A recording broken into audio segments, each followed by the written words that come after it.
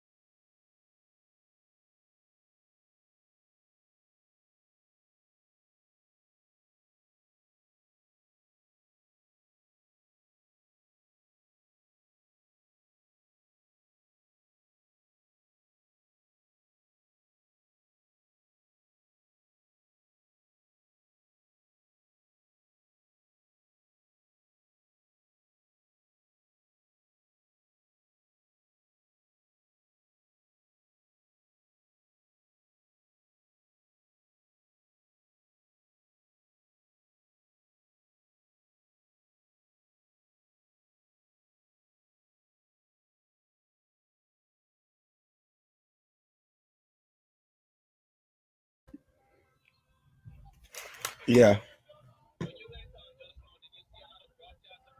no.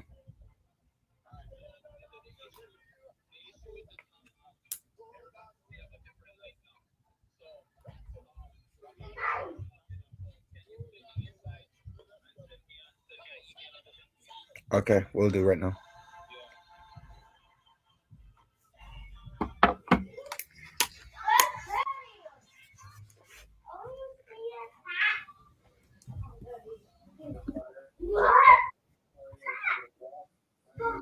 You want to take off?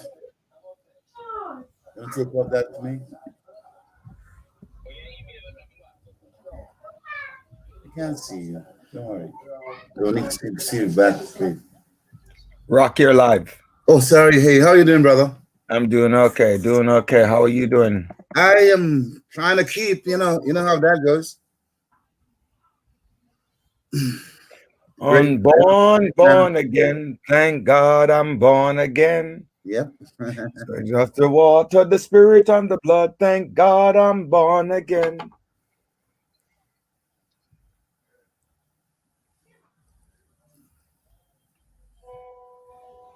Spirit and the blood, thank God I'm born again.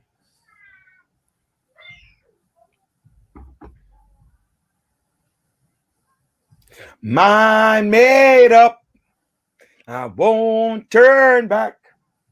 I want to see my Jesus someday.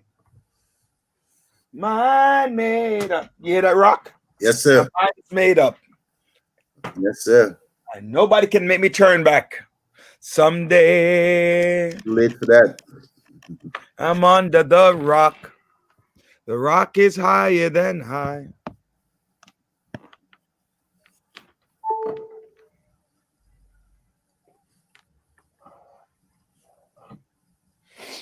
I am under the rock.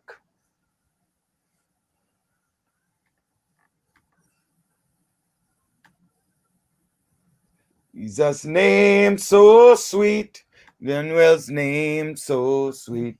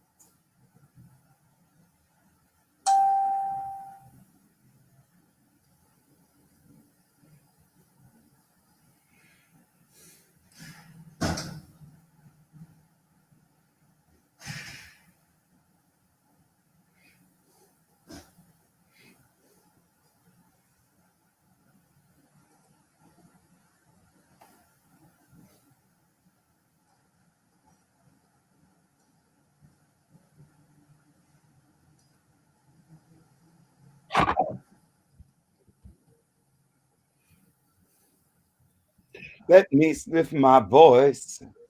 Here's a past, home at last, ever to rejoice. My mind made up on turn back. Want to see my Jesus someday.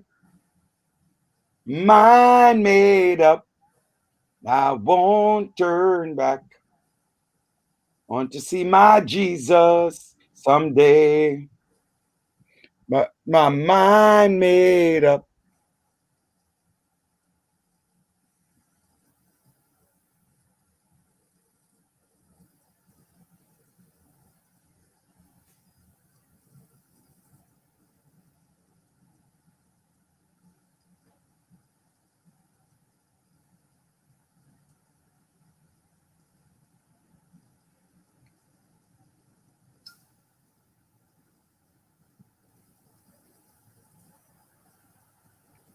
Ladies and gentlemen, that was, that tells you what hour it is. It is the start of the village right here on uh, the Village Talk Show. We're joined today with our guest host for this week and next week. Actually, is Rock Hawkshaw. Hey, Rock, how you doing? Welcome. I am fine, my brother. Thanks for having me. Yes, awesome. To all the people out there. Yes. So I have a little bonus tune. It's Christmas time, and I pardon. Please forgive me, all of my listeners out there, but I'm Christian, so I celebrate Christmas, and so I'm just going to play a little bit of Luther Vandross. Merry Christmas. Nice.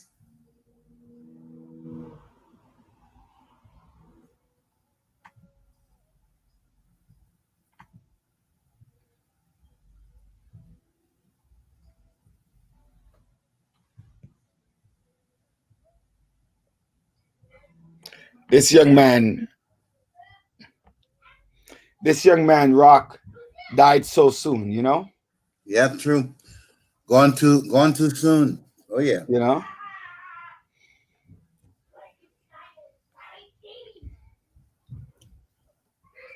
I remember when I was growing up, Rudy, they used to say, all the good people die young or something like that. I see. I don't know about that. I don't know about that. So how you feel today, bro? Not bad. Went to the doctor for, today's my normal chemo day. Yeah, okay. Yeah. How many more sessions you have? A lot. No, it's unlimited. It's Wow. I have chemo for the rest of my life. Think so? You okay? Some water, please. Right. So I have to work through that. Yeah. What did I do with my phone?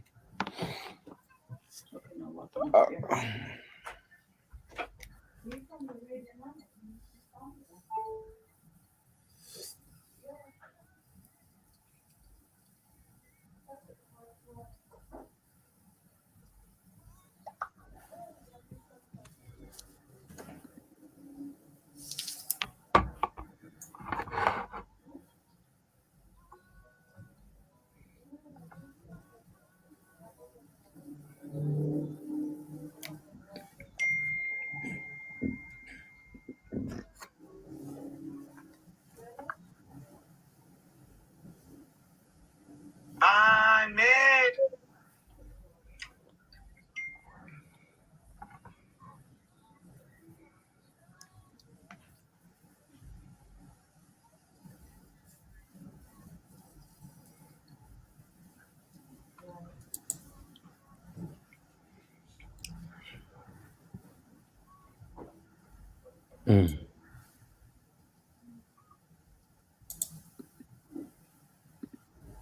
Every year. Mm-hmm. That's what I'm talking about. Yeah, Rock. I'm gonna pause it here because maybe I could get a chance to finish up our show. Right. today with it, with the rest of the song. Okay. He you know, this Luther Vandross said it's a number of years now since he has passed on, Right. and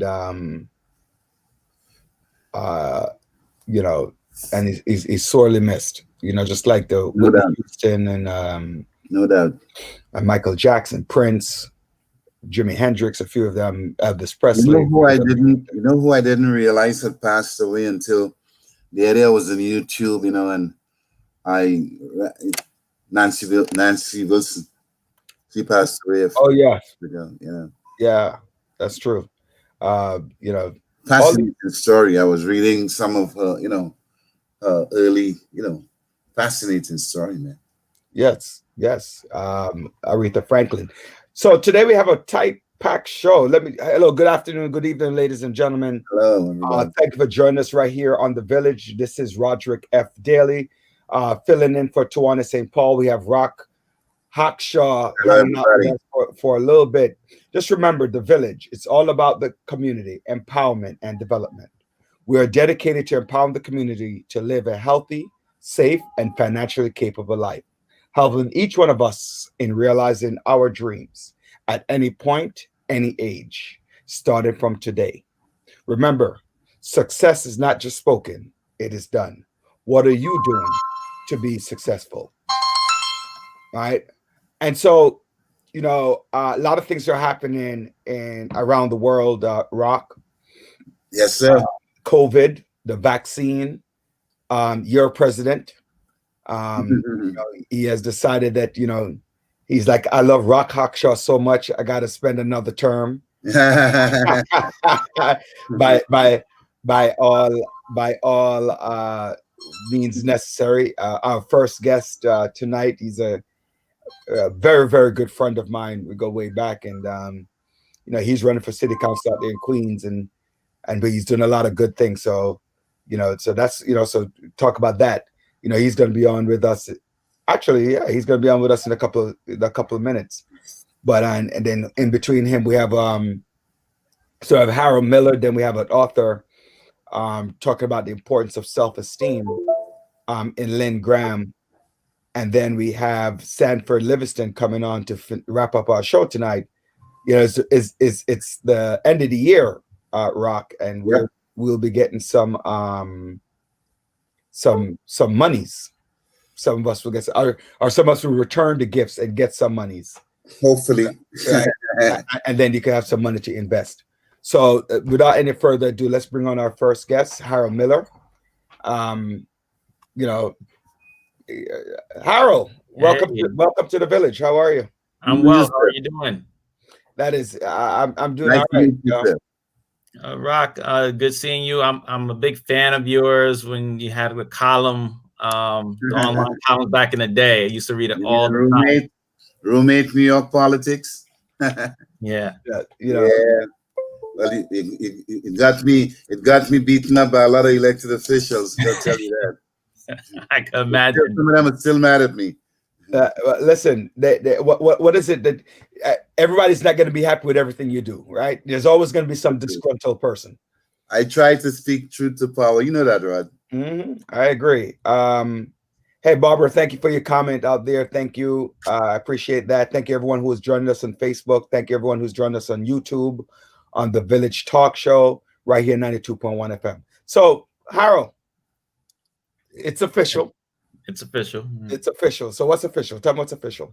I kind of gave it away to. I gave it away a little well, bit. I mean, when the last time I was on your show, I talked about how I was going to run for city council out in Southeast Queens in the 27th district, and since then, you know, we have made tremendous progress on the campaign.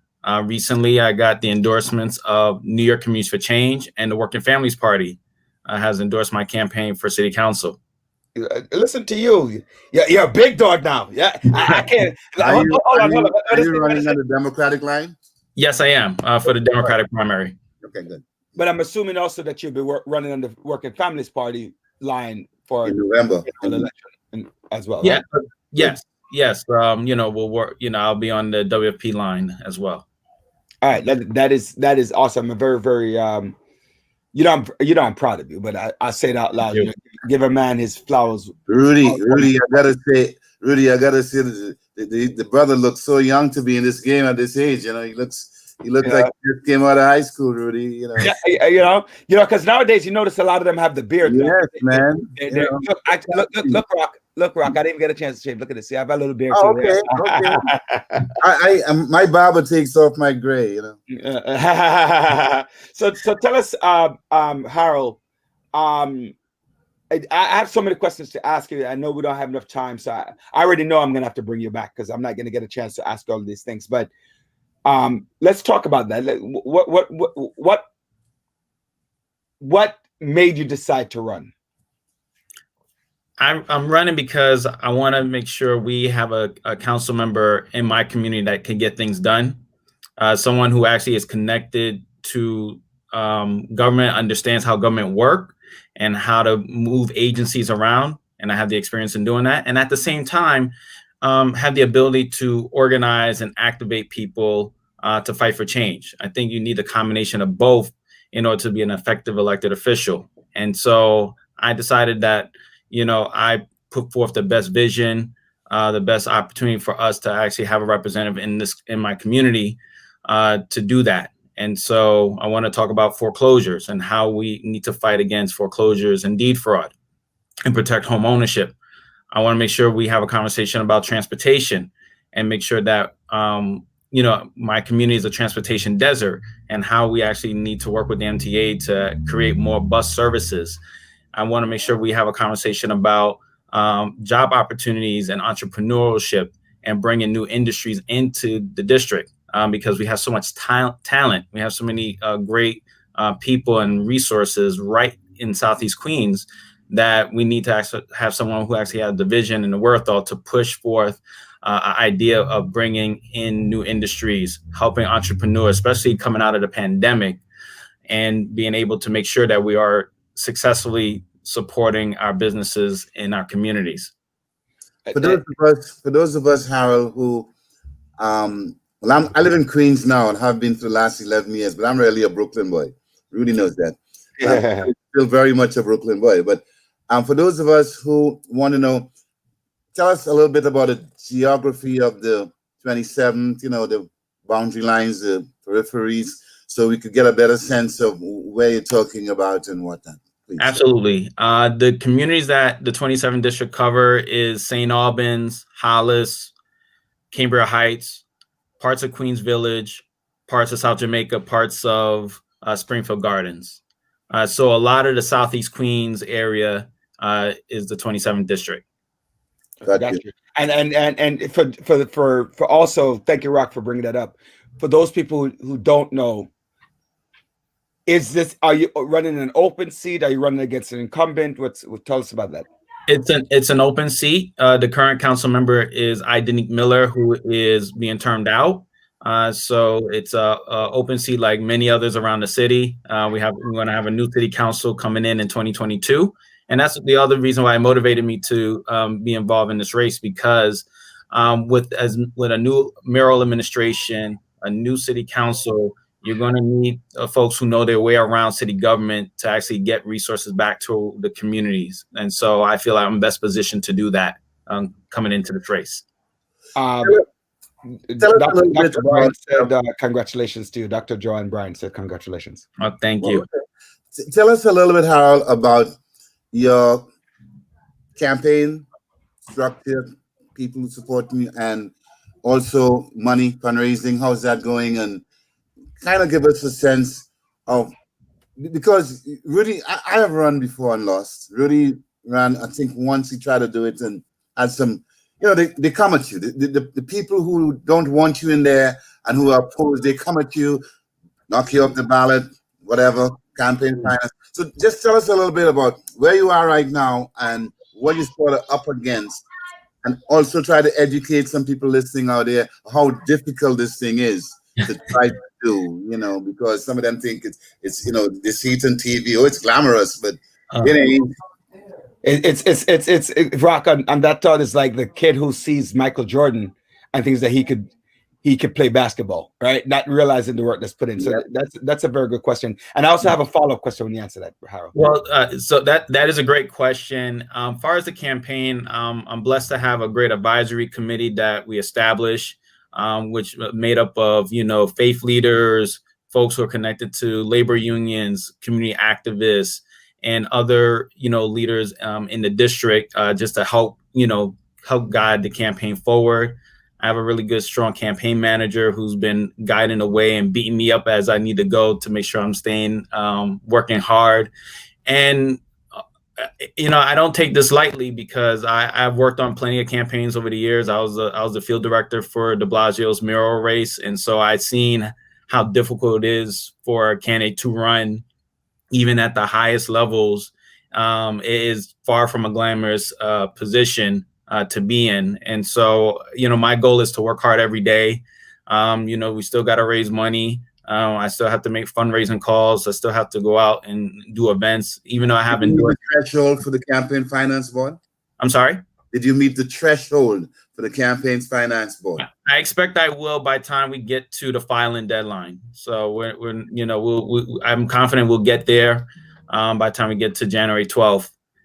So it's a matter of making sure that, I continue to work hard every day and connect with many people as possible, and to talk about my vision, to talk about who I am, and listen to the concerns of the community, which I've been doing for a while now. So I don't take it lightly. I've known many people who have ran and won and lost, so I've seen both sides of it, and know that how much of a burden it is on a person and on a family. And so part of the reason why I really consider this strongly for a good while, considering my family, considering my own well-being, because, I've been in the background for many years, but I felt this was a time for me to say something, to act on the things that I have core beliefs around, and a vision I have for the community that I'm invested in. You brought up a very good point. You didn't bring up the point yet, so I want to exploit that point, actually.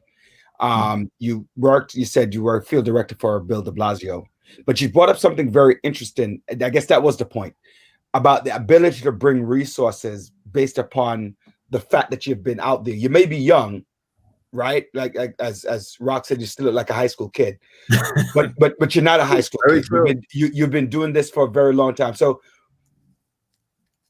I know personally you can bring resources out to the community. I know that personally because we have worked together when we did raising all those millions of dollars to build science labs, to do this within education, to do these community change. We talk about AQE and bring that money through education. I know when you say something, you're going to do it. But let's talk about the connection right now. Mm-hmm. What makes you do these connections? What makes you either positive, negative, in terms of moving forward? Let's talk about some of those connections. I think ultimately the connections that I have established when I was deputy commissioner in the mayor's office for the last 6.5 years have put me in a unique position to build relationships with the various city agencies. Because a lot of decisions in city government lie within the agencies, not so much the mayor or a council member in particular. It's in the agencies. And so understanding who actually can move things forward, who blocks you from getting a certain item done in your community, who makes sure that things could push forward through the bureaucratic red tape. I was able to learn over the last 6 years and able to now have those relationships going in. Even if there's slight changes in leadership on the agency level, there's a lot of folks who are career agency people that I've worked with, that I've built trust with, and know what it will take in order to bring back the necessary resources to my community. So I feel that is an important aspect. And I see it as a positive, the fact that I worked in the mayor's office, that I worked in the highest levels, and used that time to actually not only bring back resources to my own community, but citywide. I wasn't like wholly focused on my own community, but made sure, that, communities, whether it be in Southeast Queens or in the Northwest Bronx, had access. It was about making sure our people had access to things in government, and historically we weren't. And I did my best to make sure that we did while I was there. You had a question, Rock? Because I was just going to follow. Let me throw you a softball, Harold. What would you consider as the two top issues facing the city? And what would you consider as the two top issues facing your district? And give me policy prescriptions for solutions for these top two in both city and district. And as I said, I had to throw you a softball question there. That's a great question. To me, it would start citywide. Obviously how we handle this recovery. We're still in a pandemic. People should still wear their masks, still get tested for COVID-19, all that good stuff. But the vaccine is now coming, and we see a light at the end of the tunnel. How do we actually make sure that our businesses reopen? How do we make sure that the inequalities that were exposed during the pandemic we address in a real way? I think will be the critical conversation moving forward. Secondly, a related piece to that is that New York City is a very expensive place to live overall, and so how do someone continue to afford to live here will be a very a conversation that we need to really dig into, and making sure we have affordable housing, making sure we actually have a living wage that benefits all New Yorkers. And so those conversations need to happen moving forward, especially as we're moving out of the pandemic. So they're kind of related, but a slightly different twist to both, economic recovery and then affordability issues within the context. And I think in Southeast Queens that we're on a similar trajectory. We're a very homeowner dense district. And so protecting home ownership long-term to me will be the biggest conversation piece. So how can a family afford to, buy a home for their family like I did? I have a wife and two young kids, and, was fortunate to buy a house in St. Albans, and it's my home. And I love it. I love the fact that we are, struggling to maintain our garden and, put siding on the house because it's an investment that my wife and I made, and it's ours. How do we make sure that opportunity continues for people around my age and younger, and those who've been living here for, 20, 30, 40 years, protect that asset and able to pass it down to generations. With deed fraud and the foreclosure issue, I'm worried that we may lose out on home ownership long term if we don't enact bold steps to make sure that we are protecting homeowners on that level. And then the second thing, and it's kind of a two-part for me, the way I think about it, is putting Southeast Queens in position to be an economic engine. And I say it's two-part because one is supporting our entrepreneurship, spirit that we have in Southeast Queens. We have a lot of entrepreneurs who open up business, a lot of small business owners who pride themselves on, making it on their own. So making sure we support that. And then an infrastructure question comes about is making sure that do we have the right infrastructure to support our businesses, transportation wise, other industries. And so I'm calling for that. We actually have new industries come in, not just to say we have the life science, you guys are residential up there more than you guys are more residential than industrial in terms of your zoning and stuff. Yes, parts of it, but I think there's room for us to bring in industries into our community, and I feel that being that transportation replace homeowners by buying them out so that you could rezone. I mean, are there dilapidated areas in your district where you could say, okay, we could move from housing there to industry, or how you do that? You're going to get eminent domain. No. There are places within the district we can support new industries coming in. We do have areas that are, lighten environmental impact. Hmm? What would be the environmental impact? Well, that's something we have to explore. That's something we have to, take. I'm not going to be on the spot to make anything. I'm just going to show you the kind of, the newspaper people are going to come at you. Yeah, I am one, not, almost naturally. So, when time you start training, I'm start thinking, okay, what about when AOC brings a crew and they start protesting, you're bringing in more smog, more carbon monoxide, more whatever, that kind of thing. Well, my vision is not to bring in industries that will pollute our communities. Actually, having more green efficient type of companies coming in, those who are environmentally, will protect us. So, I'm not saying that the doors are open to come in and build whatever. But what I am saying is that we do need to be creative about thinking about, industries that can help drive our economic engine in our community. But it has to be highly scrutinized. We will have to make sure that the environment is protected, and we will make sure that there's no displacement. I'm confident that we can find that balance of growing a economic, industry in our community and keeping the residential, aspects, what makes Southeast Queens so great, intact. I feel there is a balance there what we can achieve. So I want to go to this, move to the stimulus package, which kind of like it was shut down. I believe it was shut down today by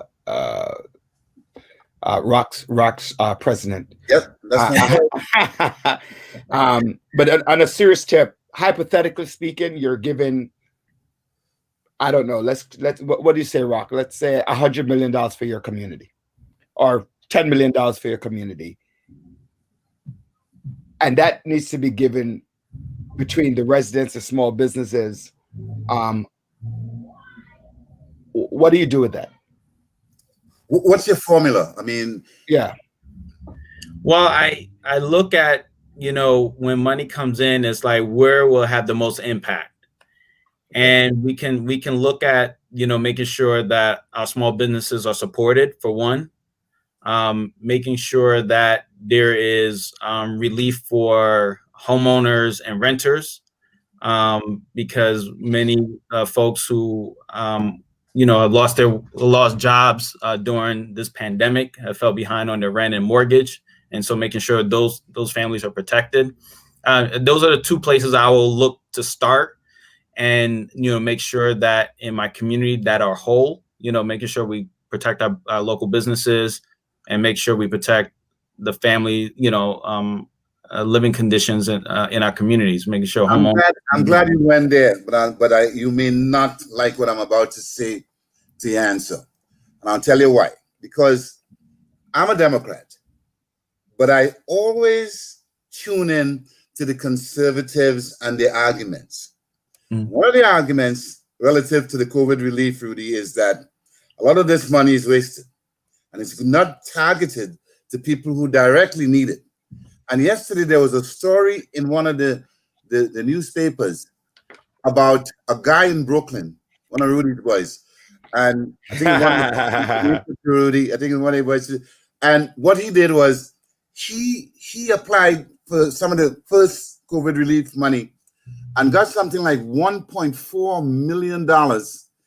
He has a company, registered, whatnot, but he claimed he employed all these people, and that all lies, fabricated, fake, and bought fancy cars, Lexus, this and that and whatnot. Show me where you put your safe, because Rudy put you on the spot. I don't know if you know it, when he said, well, how are you going to go about this? Show me your safeguards for making sure that some of these real slick guys up in Jamaica, Queens, and all them other places up there, them slick boys, Rudy hang with, they don't come in there with smart stuff and say, all right, this is easy money. We could raid this. I know I have 10 employees and I have 20 employees, and meanwhile, they don't even have one single person in the payroll. Are they all the consultants? Yeah. Well, yeah, absolutely. We need to make sure there's safeguards. And I think the best way to make sure to have safeguards is really working with our regulatory partners in a real way. And the regulatory partners working with the local elected leadership, because we do know who has a real business in our community. We know who, has, staff and employees.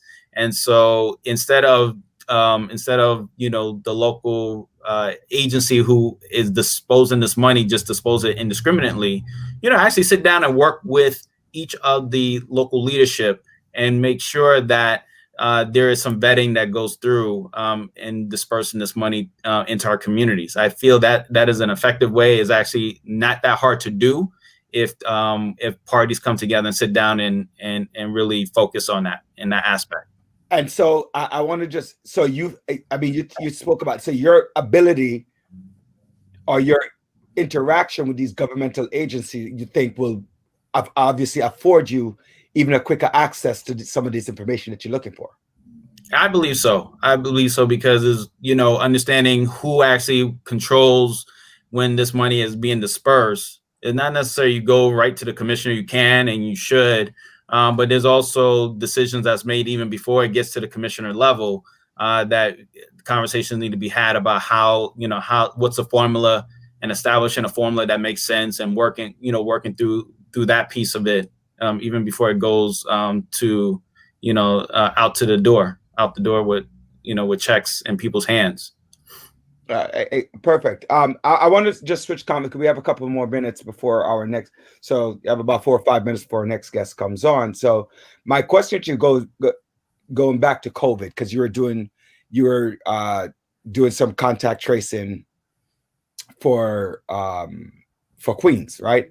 Tell us a little bit about that.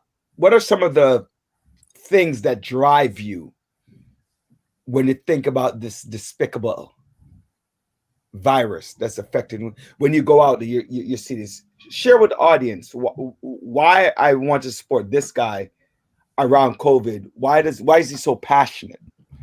Right. That's a great question. Here's a bit about what motivated me to be involved in the outreach efforts. I was the campaign director for the Test and Trace Corps to very recently. I'm going to take more of an advisory role moving forward. But the reason why I was involved in the outreach aspect, because when we lived through what happened in March and April, it was our communities that were disproportionately dying from COVID-19. I had relatives, I had people I looked up to, seeing someone like, Martin Douglas, for example, Dougie, who, I work closely with, to make the Juve parade a safer parade. I grew up with him. Yeah. So, to suddenly see him, I was hanging out with him in October, and then to find out he's dead in March, had an impact. And understanding that, many others that I've worked with, and, I could go on and on, Dr. Hassick, Right. as well. Yeah. That one hit me really hard. Yeah. So to see, our leaders, our, folks who, I looked up to and, look for guidance on, how to navigate through this world we were in, just suddenly passed away because of this virus. And seeing that it was disproportionately our people motivated me to make sure that I did everything in my power while I was in the mayor's office up to July, or since then, part of the Health and Hospitals Corporation, to make sure that we are actually, doing the work necessary to educate as many New Yorkers around COVID-19, encouraging people to wear masks, involving local stakeholders, community-based organizations, faith leaders, to help penetrate that message deeper into our communities. Because we disproportionately were affected by this. And at the same time, I was working with the working groups within City Hall to deal with the inequities that were exposed. We all knew it was there. We all saw it. You all knew that we had health disparities in our communities and economic disparities. And COVID just kind of opened the door and exposed it for what it was. And start to address it, what are the policies that we can actually, implement so that we don't have this type of disproportionate impact moving forward. So I was very proud to be a part of that working group, the Racial Equity Inclusion Task Force, to make sure that we actually was righting some of the wrongs. We still have a long way to go. There's still a lot more to do. And I hope whoever's the next mayor will take up and take the ball much further than the current administration. But at least it was started. It's terrible it was a pandemic like this for us to start addressing this in a real way. But we have an opportunity now to really look at, the inequities that we are faced with in the city and work towards real solutions towards it. And so that's why I was involved in it, still involved in making sure that COVID-19 is addressed in a real way. Not only on the education side, but also on an inequity side. Before, I know Rudy said we only have a few minutes with you. We have a couple other guests coming up. But before I go, can you just tell those listening and people like me, I really want to know, where can I go to find out more about you? See, I'm impressed. I find you to be a very articulate young brother, and I'm interested in your website, or you know what I'm saying. So yeah, run that by me, and if you could get my number or whatever, call me, and I'm willing to talk to you and give you some of my old experience from losing a few times. I ran for city council once and lost, so that will probably help you learn not to replicate my mistakes. So tell us, do you have a Caribbean background, for example?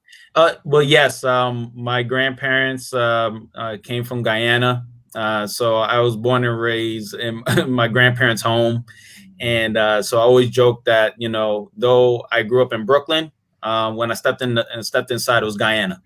So most of us are that way. Trust me. Yeah.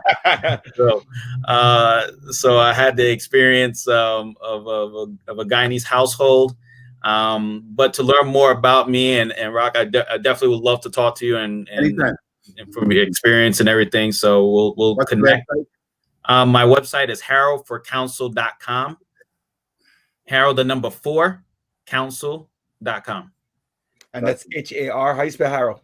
Harold, the number 4, council.com. All right, Harold. Obviously, I'm definitely gonna, I like Rock. I'm very impressed with what you are doing and what you're trying to do and how you articulate what it is that you want to get done. The vision. I love the fact that you have you have a clear vision, not a wishy-washy vision, but you have a clear vision for your community and what that looks like. So just, you have 1 minute, right? What is the one thing you want to tell the audience about persevering for your goals? Well, the one thing, a lot of people who know me well know that, I'm a believer in God. And so, I spend my moments trying to reflect and pray and reflect hard about, the things I'm doing, things I want to do, things that I might fall short on. And, every day you got to get up and continue to push forward. Life for none of us is easy. Some of us make it look easy, but, for those who are trying to figure out how to persevere, I think just stay connected to a power source that is, greater than us, is one. And then 2, understand that every day we're on this earth, this is an opportunity to do something good. And so I kind of take that attitude. Since the day you met me, Rudy, I was probably 22 years old when you first met me. And, it's a while. Yeah. That's true. But every day, since I think I was 17 years old when I said I want to do something positive with my life. After Amadou Diallo was shot and killed, I was so angry and so upset. I didn't know what to do. And I said, well, I'm going to try to do something better for my community. Ever since then, that's kind of been my motivator for almost 20 years. And so ever since then, every day you see me, I'm trying to do something that makes life better for people who don't have a voice, don't have the advantages or the privileges. And I've been fortunate, in my life to be privileged And, every day I've been fighting to make sure those who have the least get more, and those who are the most powerful are held accountable, whether it be a bank, government, education systems, Wall Street, landlords. I have fought and fiercely fought against those who held on to power and abused their power to oppress my people. And so, so there, I will always be motivated to get up every day and fight, because that's what drives me every day, because there's a power out there that we need to obtain that helps those who have the least. All right, awesome. So we're looking forward to more dialogue with you. Thank you for joining us right here in the village. And make sure you say hello to the children, to your wife for me. I see your wife is out there, texting on, cheering you on, as she should. I always tell people that your biggest fan is always supposed to be right at home. So Yeah. I'm glad that Right at Home is one of your biggest supporters. So Tanisha Walker Miller is my rock, and I wouldn't be here without her. This is don't your mama hear that. You recognize that the right power line. Yeah. You're doing it right. Trust me. No, the reason why I tell him that is because I'm from a West Indian family too. You don't like your mama, you in trouble. My mom has got me so far. Honestly, my mother has sacrificed so much for me. I can never repay her for the sacrifices she has made on my behalf. And that's what family do. And Tanisha has stepped right into the oven. Right, not even the hot pot, but a boiling oven, and has done a yeoman's job in terms of as well as wife do. That's helping us along and making sure that we're supported. So I want to thank you very much for joining us in the village. Yeah, sure, definitely. We'll interact next time. We'll let you know when we have you back and everything else. rockhackshow@hotmail.com. If you want to reach me, rockhackshow@hotmail.com. Got it, Rock. Thank you. I appreciate it. Go to HarrowForCouncil.com to learn more about my campaign, learn more about the work that we want to do in the 27th district. It's a great community, and I look forward to being back on. Merry Christmas to those celebrating Christmas. Happy holidays to everybody overall. Thank you again, Rudy, Rock. I appreciate it.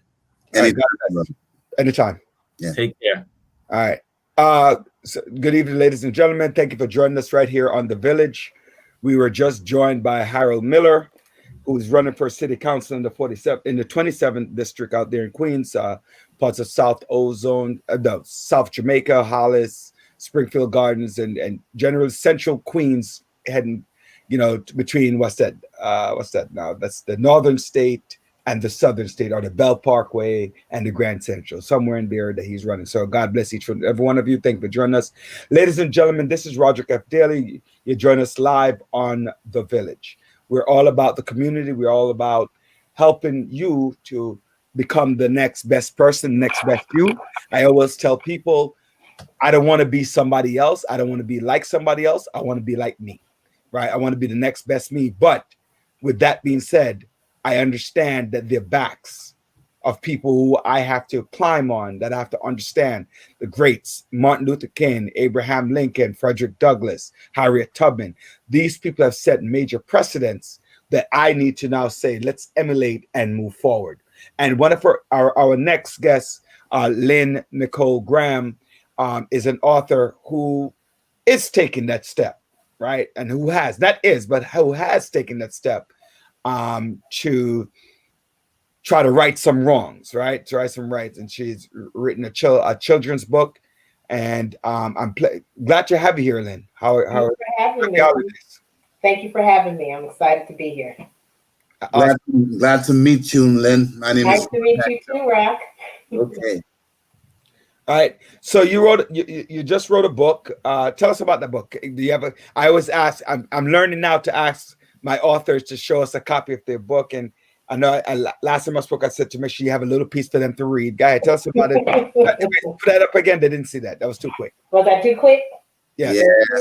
Okay. A little bit over. The first, there you go, right there. Empress of Coils. Empress of Coils, yes. Go ahead. Tell us a little bit what inspired you to write this book. Oh, the reason for writing my book. Well, Empress of Coils was written from a personal experience with my daughter wearing her own hair.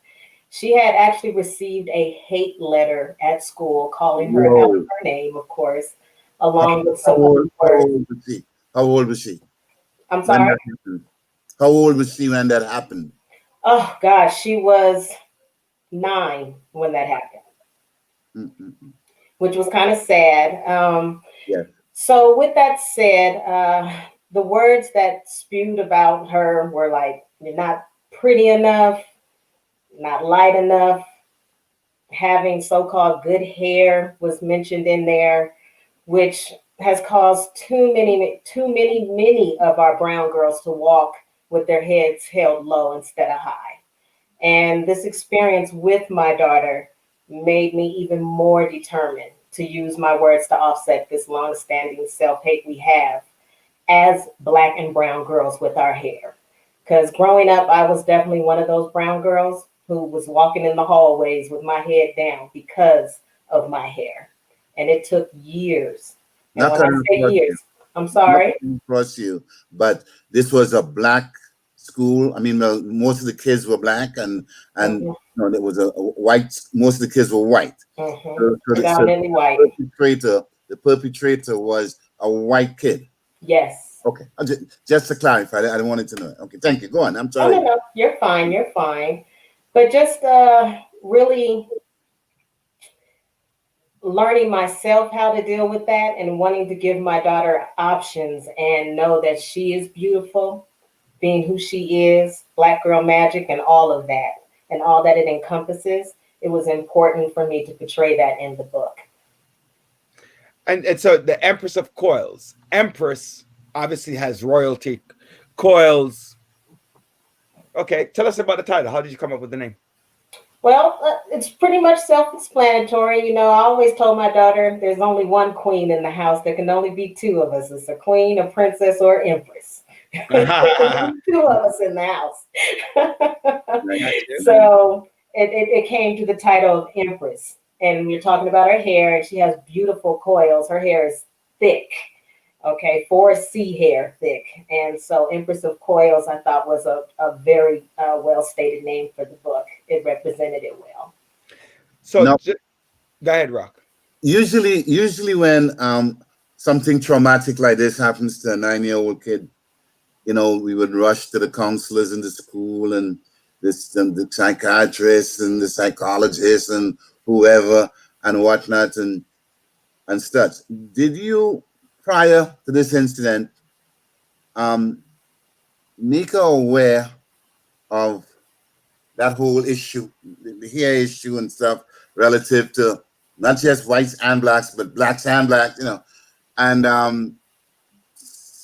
at least approach somewhat with her some of her history from the motherland, the African continent, that has been hidden to a lot of our youngsters. When these things happen at 8, 9, 7, whatever, they're sort of like, wait a minute, hello, you know, were you there before, or was that the propeller that moved you into that direction of that self-awareness, historical African issue? And Things of that nature. Well, for me, growing up, I grew up in a household where it wasn't talked a lot about your hair and so forth. It was just, you braid it up, you hide it, you cover it up. And in corporate America, my mother was vice president of Security Pacific Bank. All she wore was weaves. So growing up around that and learning that, you think that is how you're supposed to look. That is how you get along in corporate America and move forward in order to move up,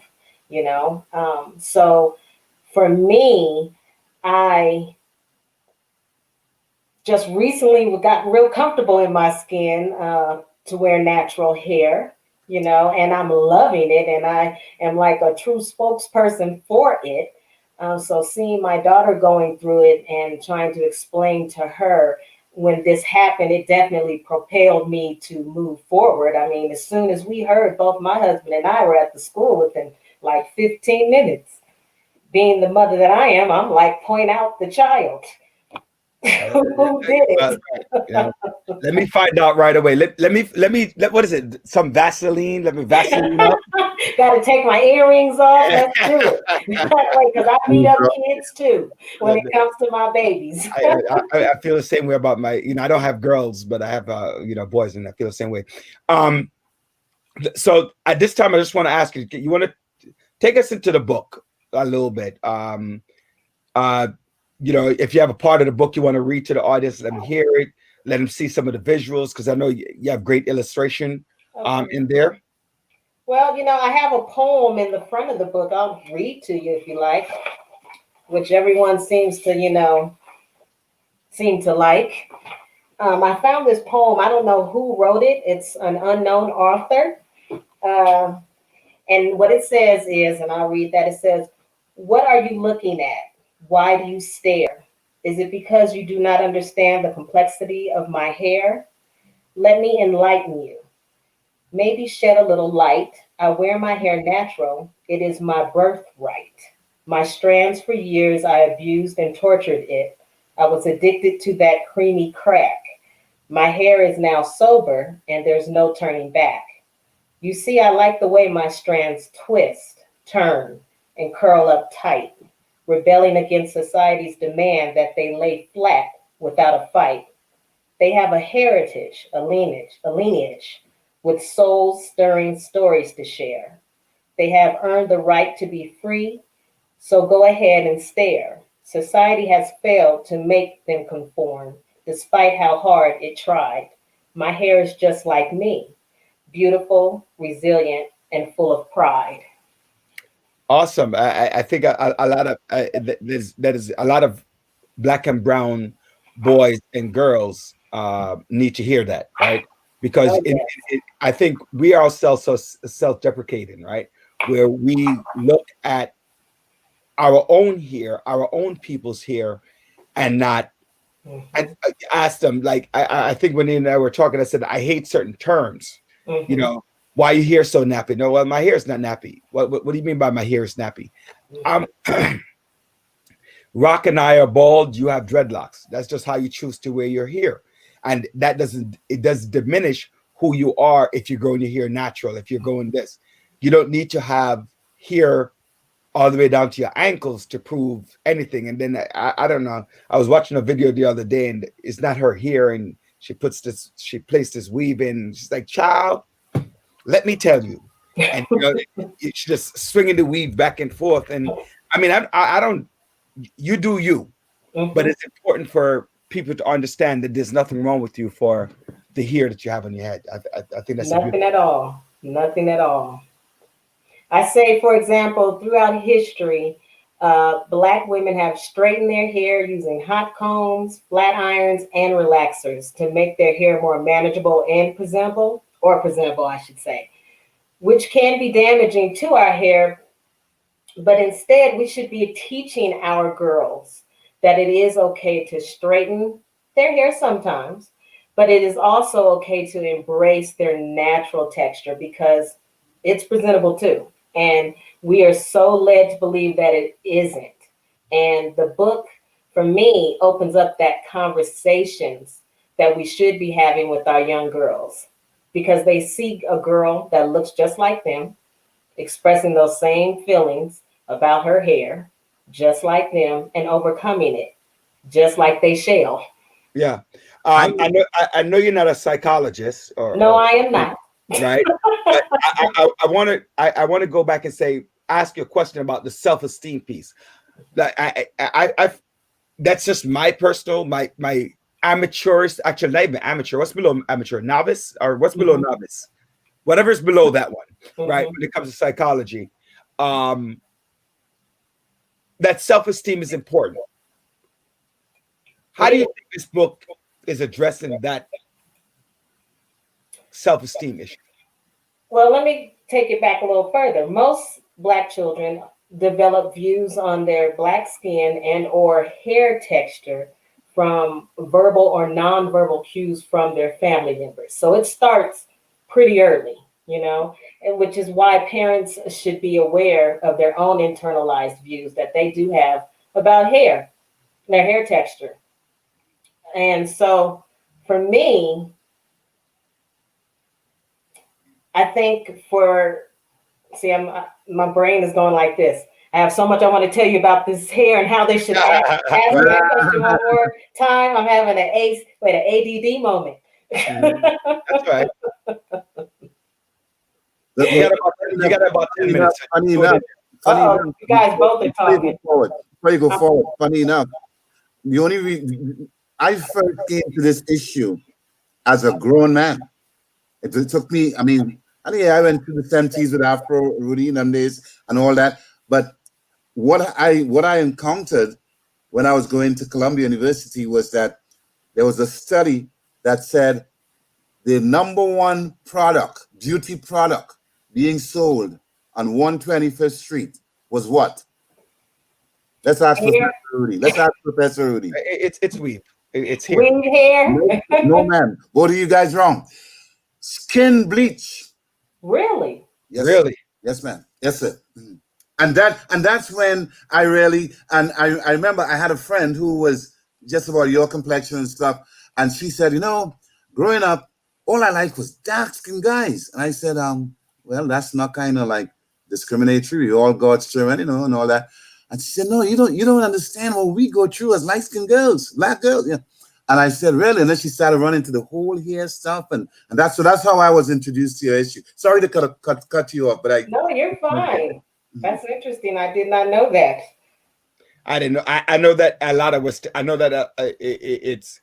I'm concerned with what Rock just spoke about, because you do have a lot of young ladies and young men who spend so much time bleaching their skins that they lose sight of who they are. But we're going back to the psychological issue of the hair. So yes. When you start to have so many ideas. No, I did. So what was the question again? The question is about, like, how do you feel like this? Let me curtail it a little, right? How do you feel that this book? Why I want my daughter, my son, to read this book about the self-esteem? Why do you think this at a young age? Because it is a children's book. We didn't mention that before, yes, right? It's an early age book to address some of those concerns. Why is this so important to address self-esteem issues? Oh God, we need to adjust so that we can empower our young girls, both male and female, because I have parents who are purchasing this book and reading it to their sons as well, so that they understand that Black is beautiful, regardless if you are a male or a female. This book was made to empower our young children to accept who they are and to love who they are. Everything about themselves, from their hair to their skin color, and to learn where they come from and where that power comes from, because we come from kings and queens, and a lot of our children are not aware of that. I remember, Rudy, I mean, you are my age or close to. I'm probably about a few days older than you, but just a few. I remember. I would have, Lynn. I would have, because you're the youngster here, Lynn. I would have never believed. And tell me if you agree with me, Rudy. I know you grew up in Jamaica. I grew up in Trinidad. I experienced the 70s. The Afro, Black is Beautiful, The Last Poets, you name it, Black Power, whatnot.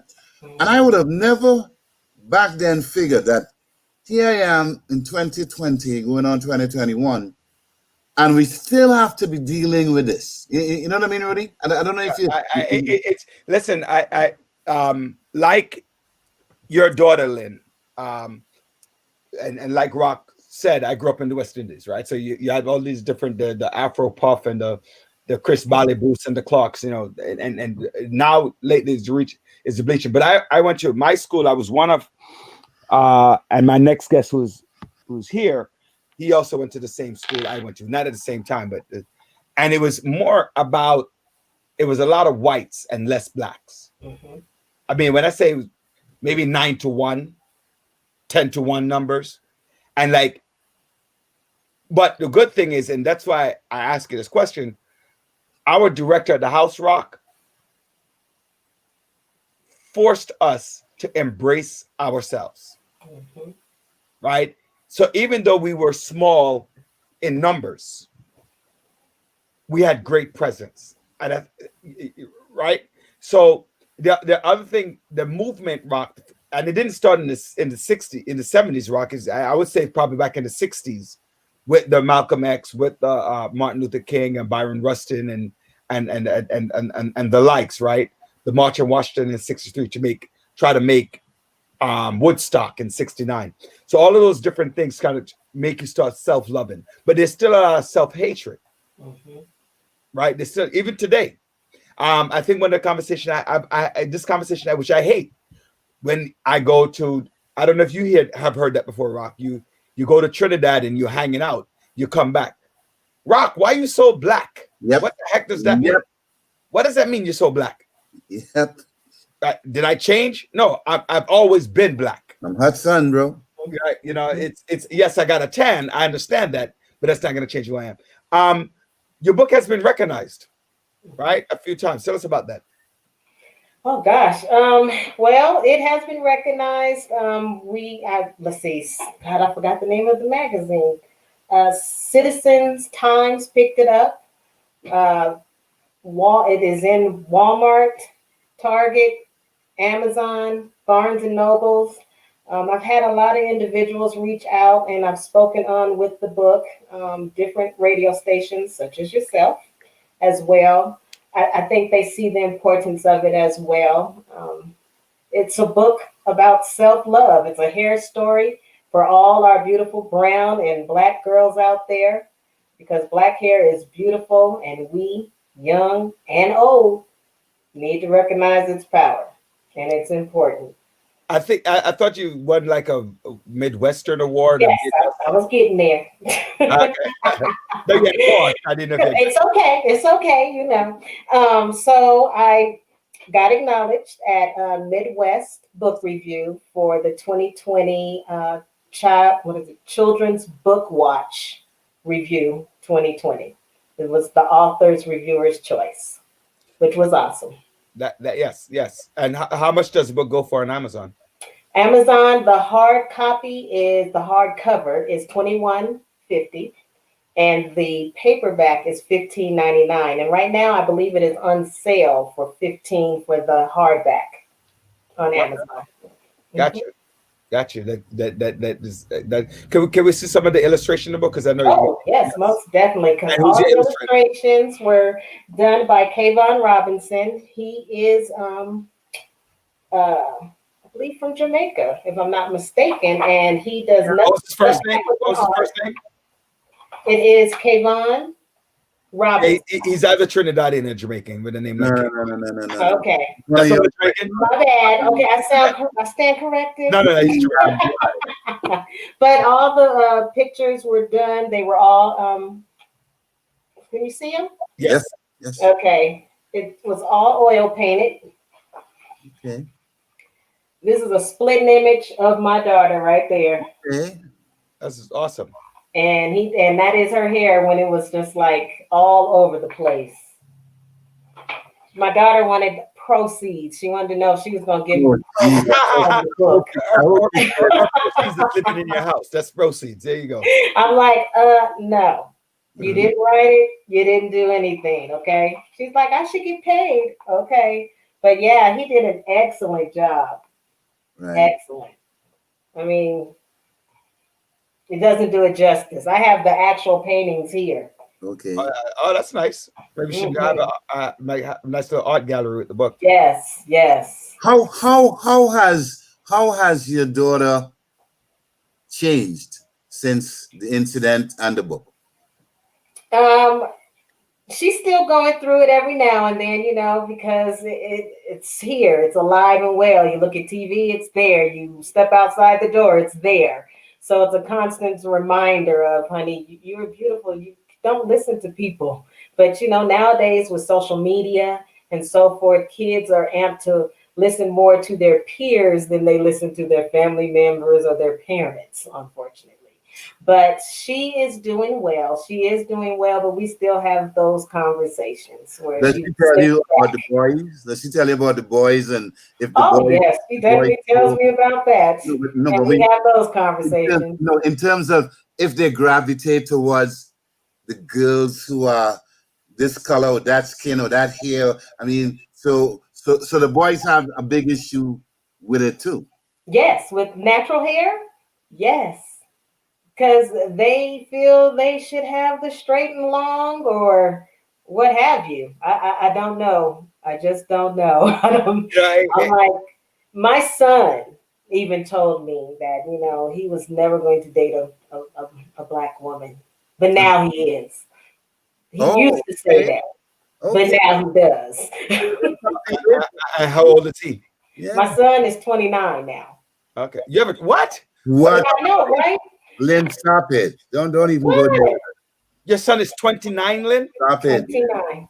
You mean your brother? Yeah. Oh no, baby, I'm gonna be 50 on my birthday. Oh my Lord, black don't crack. Yeah, No, it doesn't, honey. I actually, I was thinking you're like about 35, 36. Oh, God bless you, honey. Well, I'm God 7 bless up. you. I'm the big 7 up. I'll take it. Thank you. People doubt it when I say I'm the big 7 up. Uh, well, that Thank it does the like, big man up there. yeah, you got to be thankful of that. Then, whoa. Oh, don't do that. Ooh, Oh no. I've been in bed all day, all afternoon. contagious. Yeah, right. Yeah, no, yawning and crying, all those things are contagious, right? I want to thank you for the opportunity to have us meet on the show to talk about your book. It's a topic that needs to be broached by especially people of color. But also there are a lot of people who aren't people of color who do have to understand the dynamics of hair and what kind of psychological effect, both negative and positive, that it can have on an individual, right? Mm-hmm. And so I want to thank you for that, and thank you for joining us here right here in the village. Thank you for having me. My closing questions for you is like I ask every guest, and you're no different, right? Which is what is the one thing you want to tell the audience about persevering for your goals? I mean, you writing the book, you talk about, what's one thing you want them to say? Well, I guess what I want to say is do your best to stay true to you.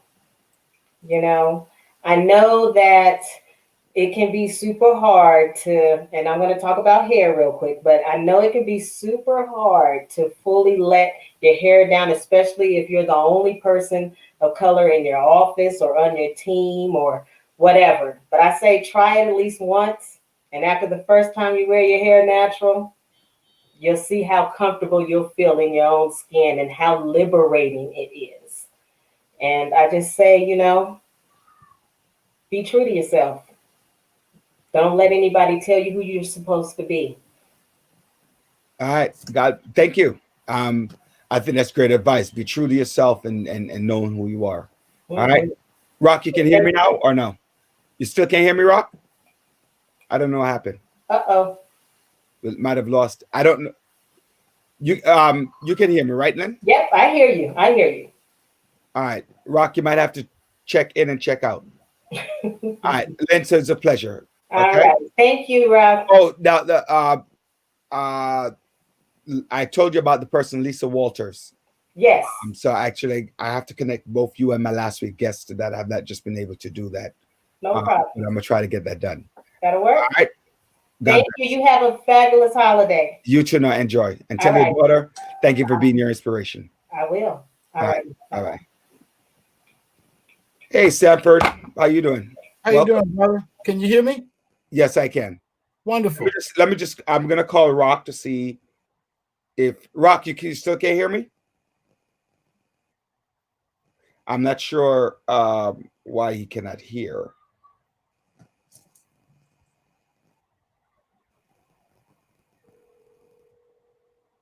Let me see what happened.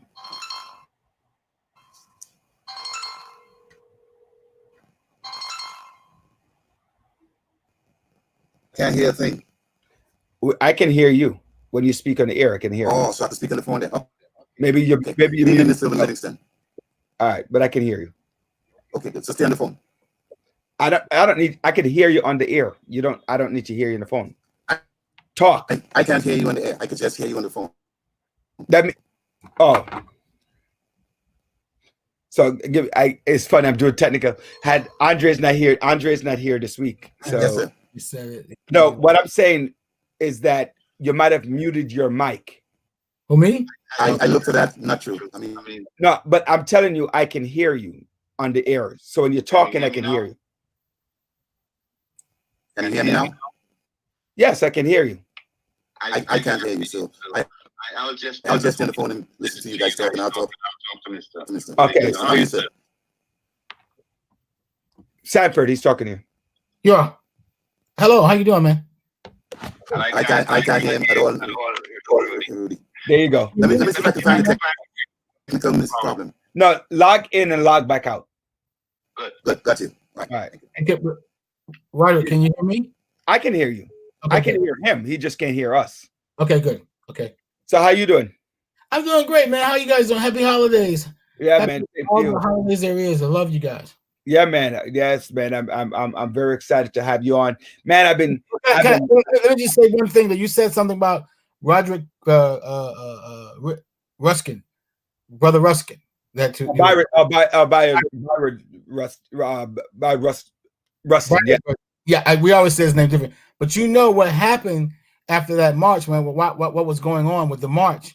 Do you know that, as he planned that, they wanted to discredit him, and they tried to, and they actually ended up turning him against Martin Luther King, because they were trying to disband the power of the march and the movement, and they were trying to say that him and Reverend King were dating, and they were going to put it out in public and all those kinds of things, and they used Adam Kennedy Plow to do that. And I'm just saying, all the things we're talking about, whether it's hair, whether it's skin color, whether it's all kinds of things, are really offshoots and all of the psychoticness left over from the slave issues and challenges that we still continue to fight through today. So I just want you to know it's tough, brother. But this show here, it does get to that. And I'm so glad to be a part of talking to my brothers and sisters about how we can make a difference by just talking and getting together. Yeah, it's true, because you have the concept of the house Negro and the field Negro, and that has not changed in over 200 years. It hasn't. It hasn't. Sometimes people talk about it, but the change really, it's kind of like self-hate and also hatred of each other. So what the sister brought up, Lynn brought up, those are some really poignant things when you talk about just having self-esteem and loving you for who you are. Our stocks are doing okay. Sanford is doing a little bit okay. I did look at Shopify. I can't afford it.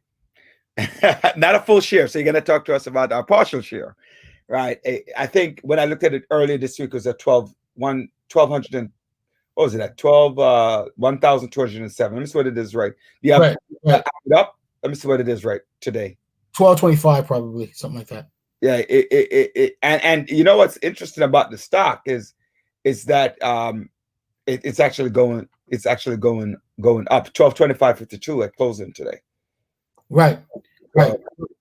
Well, I just want you guys to know that, and again, this is these things that I'm sharing with you. And I talked to Andre because I actually helped him through a couple of things, and I talked to him about that. And he was doing some work with Disney. He couldn't understand how he had done well just with his partial share. And by the way, don't worry about being able to afford the total share. As long as you can get into a partial share, you have the same percentage increase when the stock goes up as anybody who owns a full share. If it goes up 10%, your money 10%. It does not matter.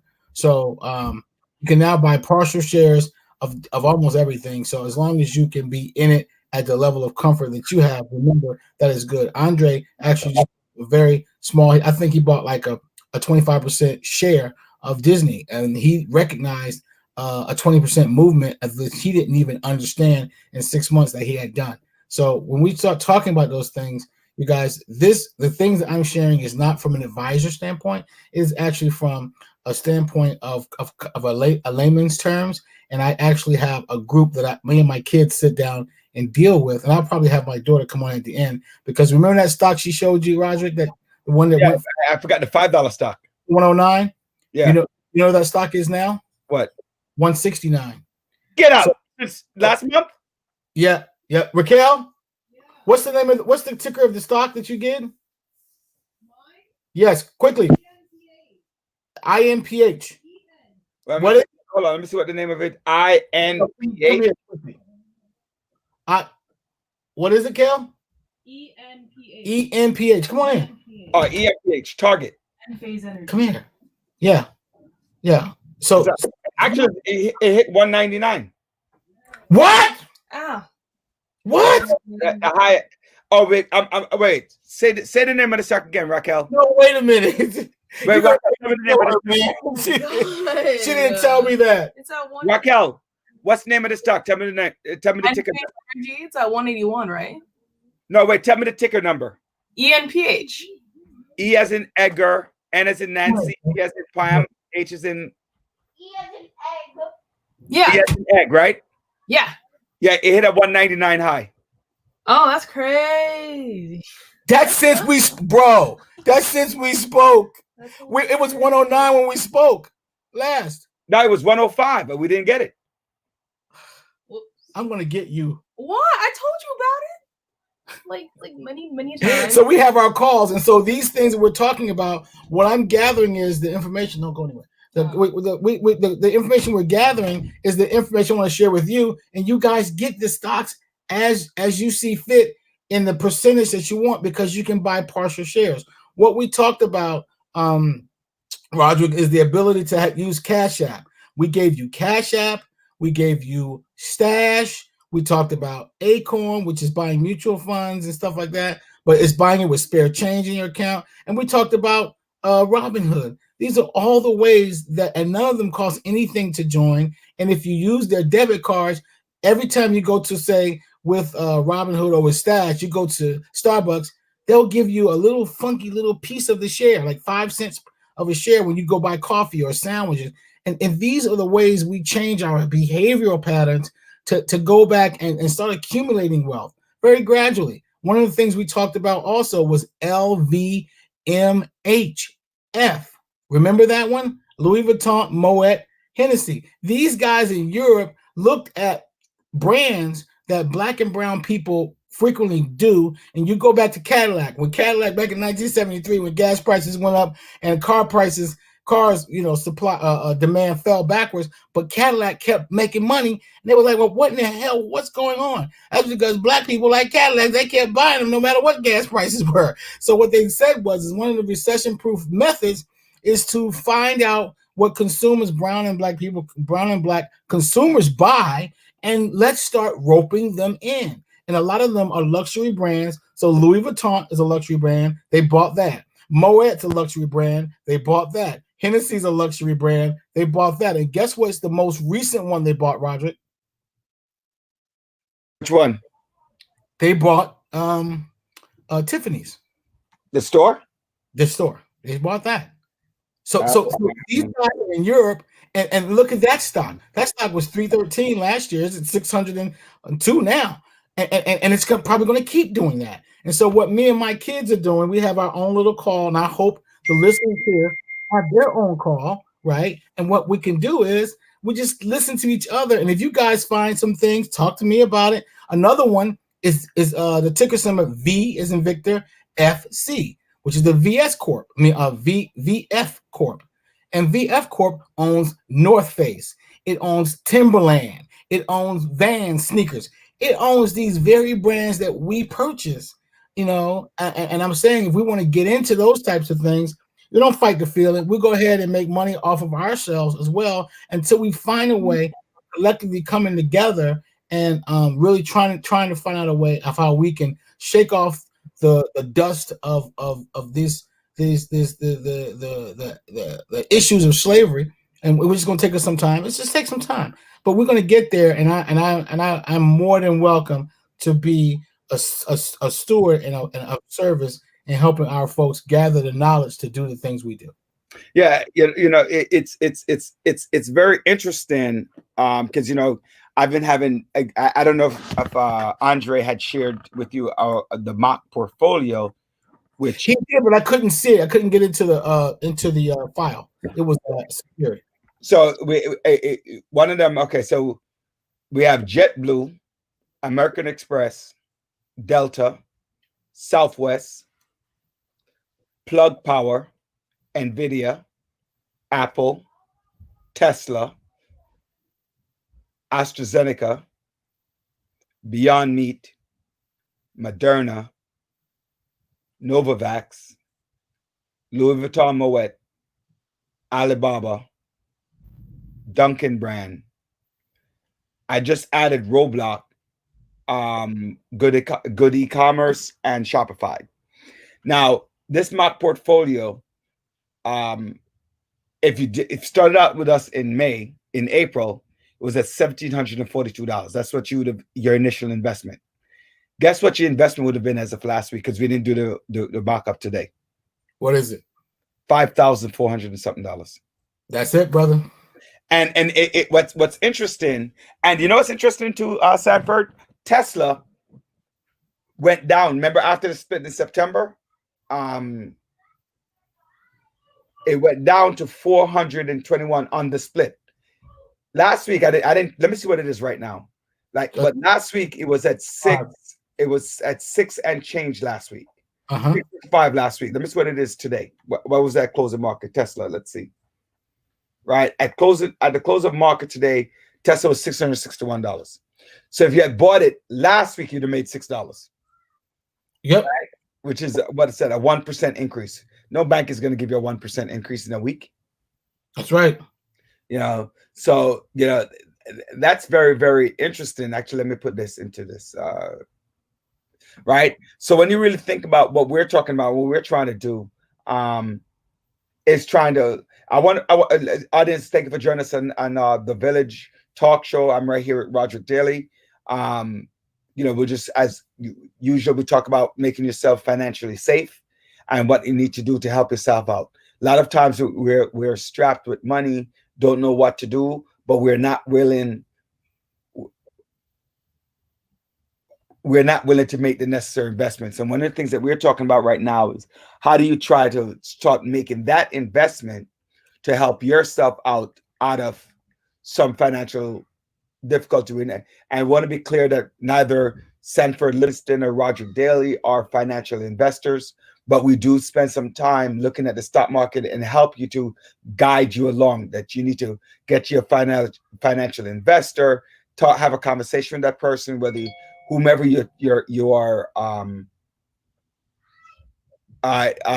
whomever it is that you are investing with or want to invest with, whether it's online through e-commerce, you could do Stash, you could do Robinhood, you could do Cash App, or any others. But what you need to do is invest, and you need to start investing in yourself. And Roger, you gave everybody a good example through my daughter Raquel.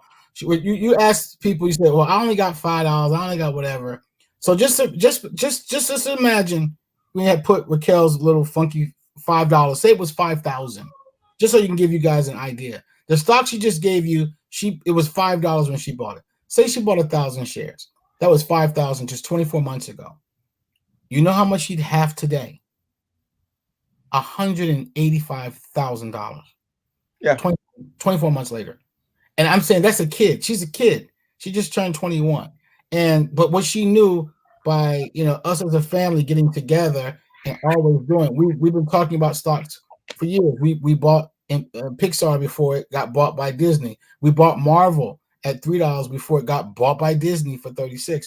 And so but we always at one point just dealt with things that we knew. And what I'm saying is everybody pick a philosophy. Right now, it looks like what you have, Roger, you have a philosophy of e-commerce and airline. They're going to come back. if they got to save the airline, they're going to make sure they do that. And then when they start flying again, it's going to blow up. The revenues are going to jump. Absolutely. That's what I'm saying to people. You got to stick with the airlines. You got to stick with them. Well, believe it or not, people are sticking with the cruise lines. The cruise lines are at one point $15, $16. They're going up to $22, and at their height they were $52. Believe me, even if it's got halfway there to 35, 15 to 35 is more than 100% return. So if you're thinking about like that, another one is e-commerce. So go through and look at all the e-commerce. You named a couple of them. You named Alibaba and Amazon, but guess what? There's a few more. I gave you guys Sea Limited. Sea Limited is almost $200. The ticker is SE. I gave you that one. I gave you Mercado Libre, which is a South American e-commerce. That is MELI. That's now trading at in the thousands. And you have these e-commerce. And remember, I think I gave you guys Pinduoduo, PDD. PDD just had a global investor invest $500 million into the firm. It's jumped Alibaba and JD.com, both of which are Chinese e-commerce firms, are both invested in it. So watch where the money's going, and we can be there, you guys, and we can benefit from watching the movies. There's so much information out there. This radio show is an incredible place. I guarantee you, if you might start taking some heat, Roderick, because the information we're sharing here is so powerful. People are going to wonder how you find it. We're giving free advice. You mentioned cruise line, and then I want to go on a little bit to the stimulus, right? Because I know you're coming. Go ahead. You mentioned Norwegian today closed at $24.58, up 8 cents from yesterday, right? Right. If my cousin is sticking with it, I'm just telling you that now, but it has had nothing but a steady incline since July. So on June 25th, right? Right. June 25th was $16. So let's do your numbers. Let's say you bought 1,000 shares, which is, so what's that? 1,000 times 16. You'd have made, what is that? I told you that $24, so you'd have made $8. So 8 times 1,000, you'd have made $800 since July. 8,000. Right, since July. Yeah, $8,000 since July. Yep. Right. So if you put that with Tesla, Alibaba, the airlines. Let's not even go to Tesla, because this is several $100s. If you took that same $10,000 and you at 10,000, I'm just throwing a number out there, or even 5,000. You invested 1,000 here, 1,000 with Plug, 1,000 with American Airlines or Delta, or one of them. Just those alone, you'd have made over $30,000. Right. If you made 5,000, absolutely. In a pandemic, in a crisis, in unemployment, that's why out in California they saw the billionaires have accumulated $1 trillion in additional wealth since March. March. So I mean, we're there, you guys. I just want you to know. Sometimes we cry to ourselves about the condition, but just be very careful of the energy and the frequency you got, because whatever you think about is what comes about, whether it's good or bad or indifferent. So try to keep your head about you when all are losing theirs and blaming it on you. That's an If poem, and you can go get the rest of that. Rudyard Kipling wrote that, and that's a powerful poem that was written, to help fight, off the guys in South Africa of the duality that they had down there. But If is an incredible poem. You need all of us to reach down and help each other when we're feeling down and out, and keep understanding we can make $1 out of 15 cents if we just listen to each other and make a move. And again, what I tell people, if you're scared, don't be a gambler, right? If you're scared, don't be a gambler. Start small. And that's one of the things that you're talking about with Raquel and the $5 stock. And also you have to be able to ride it out. So you have to have a real sound. You can't be scared and watch it all day, because some days it's going to go up, some days it's going to go down. That's right. So you have to be careful. If we spend, that's called investing. But if we spend it, the funny part about it, Roger, and I talked to Andre about this too. When we spend money, it's gone forever. When you go buy a soda and your money's gone forever, and you drink the Coke or the soda and it's gone forever, and that money's gone forever. Period. It's called consumption. And when and not only is it gone, there's no real return on it either. Not on consumption, never is. Never is. When you eat food, when you take a vacation, when you take a flight somewhere, the flight is over, it's gone, you took it. That's why they try to stuff the seats when they can, because once that plane takes off and lands, that seat, the ability to sell that seat, it evaporates. So it's gone. But when you look at investments and something that you can hold on to that is worth more tomorrow than it is today, give it a shot. It may bump up and down. If it was a for sure thing, everybody would bet on it. Everybody, then it's no longer an investment. It's something different. So my thing is that, look at the share the information, all the information you shared, you showed, you've tracked it, you've measured it. And that's what I say. You inspect what you expect. You inspect the philosophy. You wrote down the stocks, you wrote down the starting point, and look at your ending point. And the validation is that you're there in a positive direction. Absolutely. And people, oh yeah. This sometimes, you have conversation, you talk about the money is boring because you have to actually, that's why people make up so much money off it, because it's boring. Money investors they spend a lot of time with this boring stuff, but they make a lot of money. You don't want to hear about it, and then you don't make a lot of money, but you complain that you don't have. It's great. It's funny. I was making fun. I have a friend, and I was yelling at her about doing overtime. Right now, she does overtime ridiculously, but I used to yell at her. I was like, "Oh, you really need to do the overtime." Then she started seeing the check. The check on the overtime is solid. You understand what I'm saying? So now she's like, "Oh, let me try to get an overtime in." Roger, I'm tired, but she's going to do the overtime. It's the same thing with investment. It is boring to start. You might be scared to start, but once you start seeing the return on your investment, your conversation will change. That's right. And that's one of the things that we actually need to start learning to do. So you're CEO of a small, well, I call it small. Yeah. Right. Mm-hmm. I know it ain't small, but I'm gonna call it small anyway. It's small. Right. Financial Development Corp. Financial Development, NorCal. Yep. Right. Tell us about small business investments, and why is that so important? Our first guest today, Harold Miller, who's running for city council in Queens, is very interested in small businesses and small business. He's running for city council here in New York City, not in California. But tell us about that. Well, I'll make it very relevant to what you're talking about in terms of the congressperson or the assembly person or the politician you're talking about, is that every state has something called an SSBCI, small business, a state small business investment kind of council and or coalition. And what we do, they use that money to support small business. In California, we actually use that money for a state guarantee.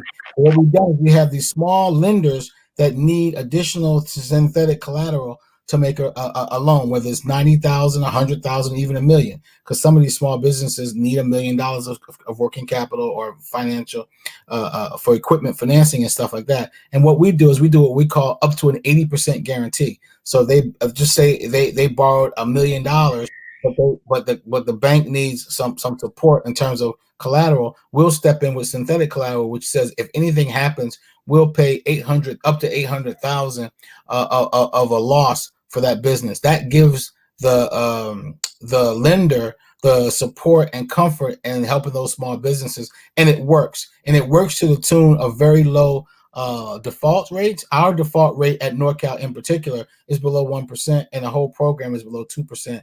That there are other like 6 other FDCs in the state, and these are the businesses. Roderick, and I'll send you a copy of our annual report, and you can kind of see. Lately, we have some Black businesses that were in there. One name is Cocoa Breeze on High Street here in Oakland. That's the restaurants, Oxtails, and she just needed some more money to get her equipment financed and get some spots. And we gave her a little loan, and the bank felt comfortable giving it to her because of the guarantee. And those are the kinds of things that we do. And I'm trying to figure out how to do it in Connecticut. Right now, I'm reaching back out because I went to Wesleyan, so I'm trying to. I got some friends in Connecticut, some senators and stuff, and I'm showing them how to do that to support the efforts of the small businesses in those areas as well. So for in general, so is it normally 80% guarantee nationwide, or is it NorCal is 80% guaranteed? Well, I say NorCal, but I would say California legislature has put together the program so that it's 80%, up to 80% there. It used to be $2.5 million maximum. Now it's only $1 million. But in various states, it might be 50%, 80%, whatever the state has called for. But you can look up SSBCI for every state, and you can see what the definitions and eligibility requirements are for those particular states. Right. Happy holidays to everyone. Thank you for joining us right here on The Village. We're talking to Sanford Linston, who is the CEO for NorCal. NorCal is looking at small businesses and how to help them to develop their businesses in California, help them to secure loans. And so we're talking about the small business and what does that look like, and how you can, well, I'm yawning a lot today, how you can help your business grow and help to secure. And just to let you know, Graduate, what I'll do is, I think you guys had Chris Horton on the show a couple of weeks ago. So what we'll do is he was supposed to give you the link so you can put it up onto your guys' page, because if there's any Black businesses anywhere in any state that can hear an earshot of this radio show, if you guys fill out the intake form, what we'll do is put you in the database and see how we can connect you with the folks in your area to figure out how to get you. Because right now there's a lot of funding available for small businesses to survive the pandemic, because without our small businesses, we don't have the jobs, we don't have the economic stability, we don't have the tax base, we have a lot of different things. We could talk forever about that. But the reason why it's important that we find a way to keep our businesses alive, because it's our businesses that are suffering. 50% of the restaurants that are going out of business in California are folks of color, because they don't have the deep pockets or the family structure and the collateral and the assets to survive this long downturn. And so we're looking to figure out how to get them the funding that they need, how to speak on their behalf. So I write letters, I talk all over the place, and I'm working really hard to get that money out. But I'm saying we're extending past just California. On that letter, on that intake form, if anybody and everybody could get those forms, fill them out and get them back to us, Roderick, we'll add them to the database, because right now we have an inclusion project which includes Black and brown folks, and we're going to try to raise the level of awareness for everybody that's in need. So that's what we're trying to do. And NorCal and the likes, and the like help people who actually want to also start up business too, not just if you're established, right? Absolutely. A lot of the businesses that are going out of business because they were put out of business by the establishment, and right for good reasons, not like they went to set them on fire or anything. But right now in California, the number of people, so it took us like 5 or 6 months of the pandemic to get to 1 million, right? It took us 6 weeks to get to 2 million. So this thing is exploding. They're trying to shut down certain places, and they've done that in certain areas just for the quality and the preciousness of life. But however, some people know they're not coming back, so they're already trying to take their start and restart another business under another name, of which these funds that we're coming up with will help them do that. I mean that is awesome to hear. So what are your thoughts on the stimulus package? I think the stimulus how would that help small businesses or not? Well, first of all, for an individual, it's just very disappointing. But in this country, everything is bent towards business, even income tax. As an individual, when you do the 1040 EZ form and all that stuff, you don't get any of the breaks. You can't write things off. You can't write expenses off. You don't have deductions or all that stuff. But when you have a business, you have deductions, you have expenses, you have all those things. And I think that there is going to be money for many of the small businesses, but you've got to understand how to get to it. And I would say, you guys, whomever has a small business, find out the local small business development center closest to you and ring their bell, because that's a federal program. The 1,200 of those offices around the country that's supposed to guide you and tell you which dollars are available for you, not just on the federal level, but on the state level as well. Those two pockets of money that are available to you, and you need to figure out how. There's a lot of laws that have been suspended to make sure you stay afloat and those kinds of things. Let's use all those things wisely. It's very interesting because I'm also one of the believers that small businesses are a backbone of our economic society. Yes, and it's not the large businesses, because like you said, they get a lot more the tax break. Small businesses, mom and pop, what's going on, like you look at it, like I'm thinking about the fact that our family owns a mechanic shop, and he has like 4 or 5 employees, and I'm looking at my friend who owns a shipping company have less than 50 employees or less than 100 employees, and those factors are important, and they need a lot of things to keep them afloat, especially now that there's no traveling. Like a shipping company is going to be suffering, because you can't get the cargo out of the country or traveling as much. Right. That's right. So you have a lot of issues with that. Want to move on. We only have a little, and when we get together, we could talk forever. By the way, a lot of conversations been coming up a lot now about the cryptocurrency and the future, right? You talk about Ethereum. You talk about Bitcoins, and I guess next week we'll be talking about something called Qubitech. What do you know about that? Okay, I stick to the two that I know best, which is Bitcoin and Ethereum.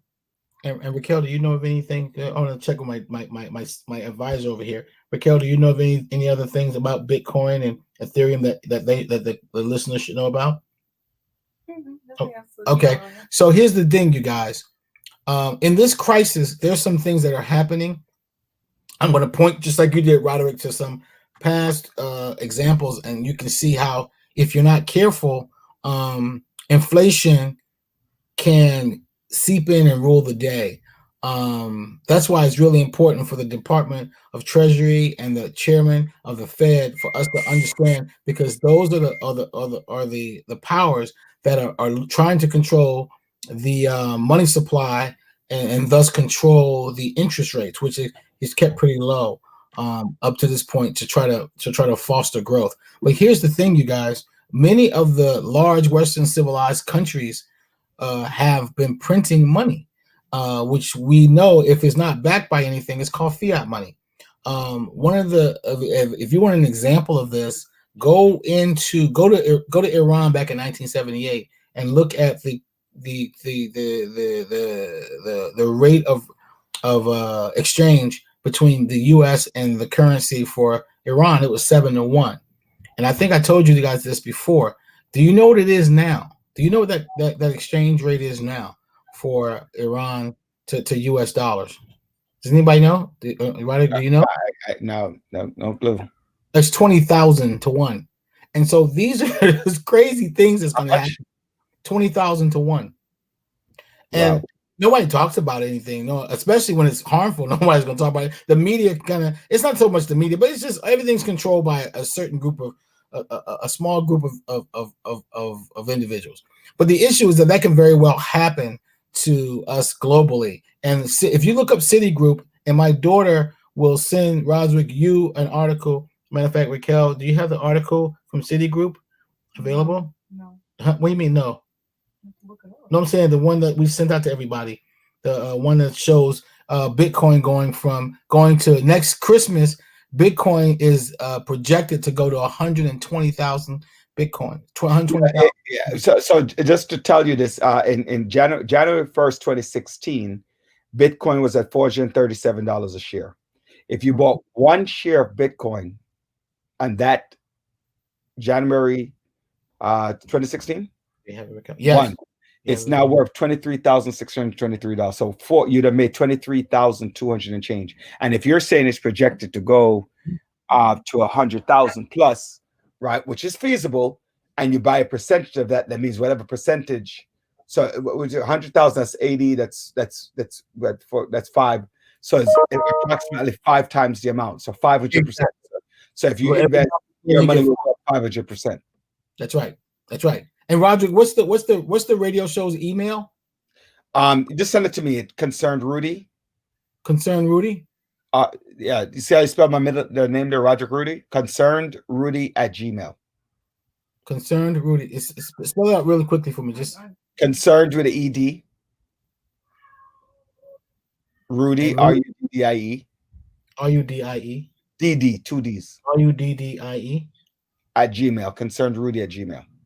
Yeah, she's sending it to you now. So this is not some a run-of-the-mill projection. This is from Citigroup, and Citigroup saying it'll be 120,000 from where it is today.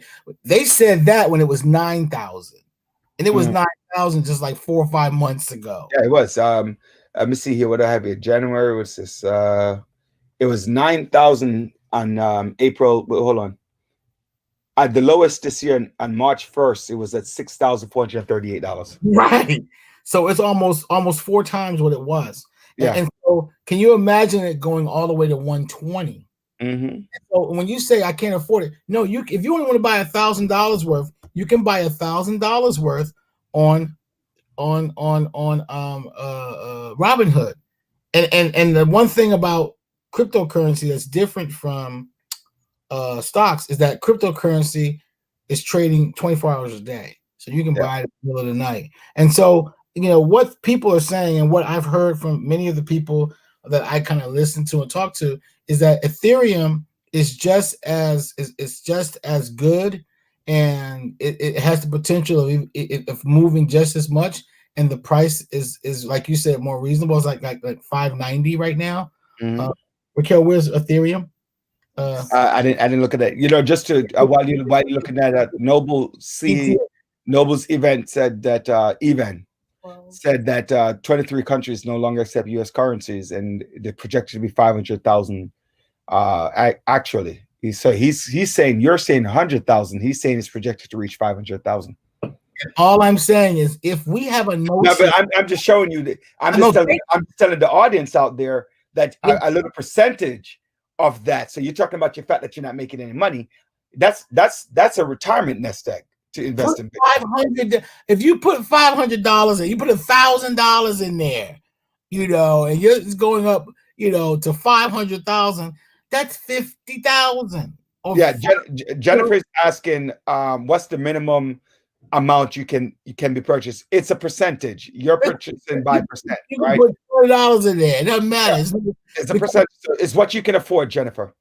Yep. It's because what they do, they turn it into a percentage. So when you buy it, it says 0.00001% or whatever. So you just own a percentage of that share, but you're in the game. Right. And you spoke about Andre earlier, and our producer, and he was excited because he actually called me up before he spoke to you, and he told me that I made this much on Disney. I was like, all right. So it's about. He was excited. He was excited because he didn't know how to read what he had done. Yeah. So ladies and gentlemen, what's important? And wow, Stanford. See, I told you, every time you and I get together, I have 2 minutes left. Right. Ladies and gentlemen, I want to be clear with you, right? You got to start somewhere, right? Somewhere is not sitting on your hands. Somewhere is you have $100 this month. Put it to use. Pretend like, what is it that I usually do? Let's say you're a smoker, right? You're a smoker. Don't buy 5 packs of cigarette. Cut down on 5 packs of cigarette this month. Right. And then if you avoid 5 packs of cigarette this month, you spear it out once a week, 1.5 packs every week. You put that money at the end of the month, you have $100. You go to Robinhood, you go to Cash App, you go to wherever you want to go, and you make that investment. Yeah, Jennifer, thank you for joining us. That's okay. You can always look back on The Village on YouTube, The Village Talk Show. You can catch this at Sanford Livingston. We had a whole show going on. Thank you for joining us, and we appreciate you being here. You're you're very, very welcome. And I just want just one to, thing. hold on, Sanford. So one of my audience member asked, what stock sectors does he see doing well? Right. I mean, he's into cannabis, and it has been doing very well. Absolutely. But like we have also stressed, like the airline and e-commerce, they've been doing very well. Any things on that? We have about 30 seconds. Raquel, please tell them about the cannabis, please. I know I've invested in some ETFs and Stash that has cannabis stuff. So if you have any sort of Stash accounts, they have some like things you can invest in that has like pulls all the cannabis stocks together. You can just take a piece of that one. So that's one that I've had for a while. It's doing kind of well. But other than that, we've been looking at what's the name of it? It's on Stash. I don't know the name of the ETF of like the fund, but it's just like a bunch of cannabis companies in one. That's a good place to do it at. And I'm gonna tell you how she helped me out. There's a company called Everything But the Plant. So it is companies attached to the cannabis industry, but they don't touch the plant. And those companies we can actually give loans to because if the cannabis is not federally backed yet, we can't really touch companies that touch the plant. But there are companies that don't touch the plant that are incredibly poised to do well, and those are some of the companies that we're doing too. Okay, what's the name of that company? That's what it's called. What is it called? Everything But Plant. Everything But Plant. Okay, that's what it's called. All right, ladies and gentlemen, I want to thank you so much for joining us this week on The Village. You've been joined today by three wonderful guests. We had Harold Miller to start off. We have Lynn Graham and her book. Harold Miller's running for city council in the 27th district. And Sanford is trying to line your pocket, right? And, he's going to be on from time to time. We have these nice, beautiful conversations. If you have a small business you're interested, we could talk about it. If you want to start a small business, that's also something to look into. So ladies and gentlemen, thank you for joining us this week on The Village. Have a wonderful, wonderful, wonderful, wonderful Christmas. This is Christmas Eve. Anika, my girl, happy birthday. Happy birthday. Happy birthday today. My cousin, she's a young, and my other friend had a birthday yesterday. It was also an avid listener. Jennifer, it was your birthday, and everybody who had birthday this week, I might have missed you. And on Saturday, it will be also one of my friends, Kenya's birthday as well. So I want to wish everyone a happy birthday, happy holidays. Any last words? Thank you, man. I really thank you.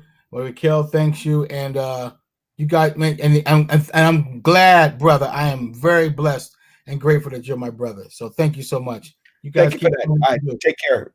All right, enjoy your holidays. You too. Ladies and gentlemen, have a wonderful evening. We'll see you New Year's Eve. Good night. Take care. Bye-bye.